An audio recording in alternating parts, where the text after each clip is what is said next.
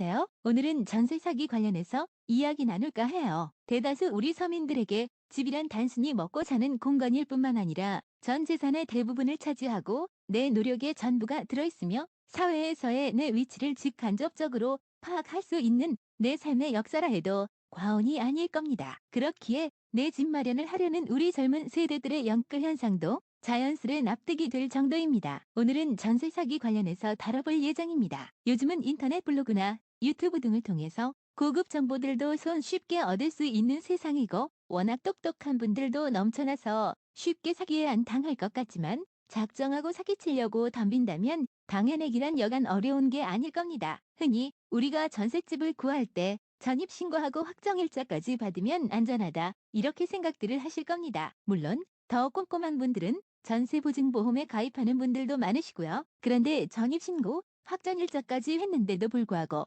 전세 사기를 당하는 분들이 있습니다. 실제 있었던 사례를 토대로 조금 각색한 내용으로 저와 같이 알아보겠습니다. 첫 번째 사례, 토지를 매입해서 직접 빌라를 지은 건축주 A씨는 요즘 엄청난 스트레스를 받고 있습니다. 빌라를 지을 때 대출을 잔뜩 받아 지었는데 좀처럼 매매가 되지 않았기 때문이죠. 현수막을 걸어놔도 부동산에 내놔봐도 매매 문의는 거의 없고 전세 문의만 있을 뿐입니다. 고민에 고민을 거듭하고 머리카락이 하늘 한 올 빠지던 어느 날 한 가지 묘안을 생각해냅니다. 빌라는 매매는 잘 안 되지만 전세 수요가 많다는 점에 착안해서 빌라를 전부 전세를 놓게 됩니다. 그리고 전세를 놓은 빌라를 B씨에게 팝니다. 시간이 흘러 어느 날 전세를 살고 있던 C씨의 집에 가압류가 떨어지게 되고 놀란 C씨는 집주인 B씨에게 연락을 하고 나서야 사기를 당했다는 걸 알 수 있었습니다. 어떻게 된 일일까요? 전말은 이렇습니다. 건축주 A씨는 매매가 2억에 내놓은 빌라를 매매가와 같은 2억에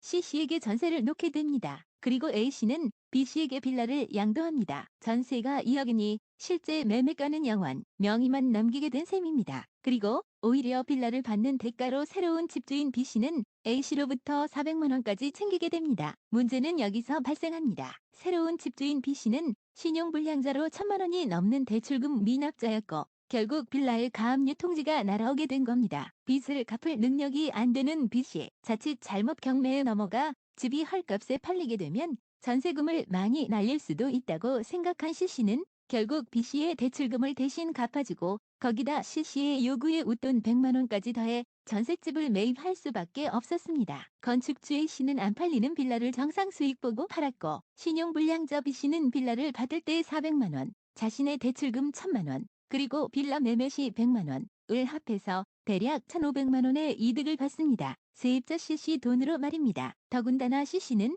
잘 안 팔리는 빌라까지 떠안게 된 사연입니다. 다음 사례도 비슷합니다. A건설사는 직접 건축한 다량의 빌라가 잘 팔리지 않자 인근 부동산과 짜고 빌라를 시세보다 오히려 높게 전세를 놓게 하고 고액의 리베이트, 빌라 한 채당 1,000만 원에서 2,000만 원의 수수료를 부동산에 지불하고 소위 갭 투자를 전문으로 하는 임대사업자 B에게 빌라를 전부 넘기게 됩니다. 임대사업자 B는 거의 무일푼으로 빌라 수십 채를 넘겨받았으나 문제는 이 임대사업자 B씨가 다른 빌라에 전세보증보험금을 갚지 않아 허그주택도시보증공사의 블랙리스트에 올라 전세금 보증보험은 커녕 오히려 현 빌라에까지 가압류가 들어오게 됐다는 거죠. 전세를 살던 임차인이 만기가 되어 전세금 반환을 요구하자 임대사업자 B씨는 돈이 없으니 급하면 직접 세입자를 구해오라고 합니다. 이사가 급한 임차인은 직접 빌라 전세를 내놓지만 가압류된 집에 누가 전세를 들어올까요? 결국 경매 당할 걸 두려워한 세입자는 자신이 살던 전셋집을 시세보다 비싸게 떠안게 되었습니다. A건설사는 안 팔리던 빌라를 원하는 가격에 팔고 중개인은 리베이트 수수료 챙기고 임대사업자는 공짜로 집 얻고 이 역시 임차인 돈으로 말이죠. 그럼 어떻게 해야 이런 전세 사기를 피해갈 수 있을까요? 두 사례를 보면 공통점이 있습니다. 건축주가 집을 매매하는 과정에서 전세를 이용한다는 점, 그 전세금이 분양가에 근접하거나 오히려 넘는다는 거, 그리고 건축주가 사업자라는 것입니다. 지극히 개인적인 생각입니다만 임대인이 사업자라면 좀 피하고 싶기도 합니다. 그 이유가 변수가 많아서인데요. 좀 전 사례들 같은 경우는 원치 않는 빌라를 어쩔 수 없이 사들임으로써 피해를 보기는 했습니다만 그래도 전세금 자체를 날리지는 않았습니다. 하지만 임대인이 사업자라면 위 사례보다 더욱 더 악화될 수 있는 여지가 있기 때문입니다. 임대인의 사업이 부도가 났을 경우인데 사업이 부도가 나서 직원들 임금 퇴직금 등이 미지급되었고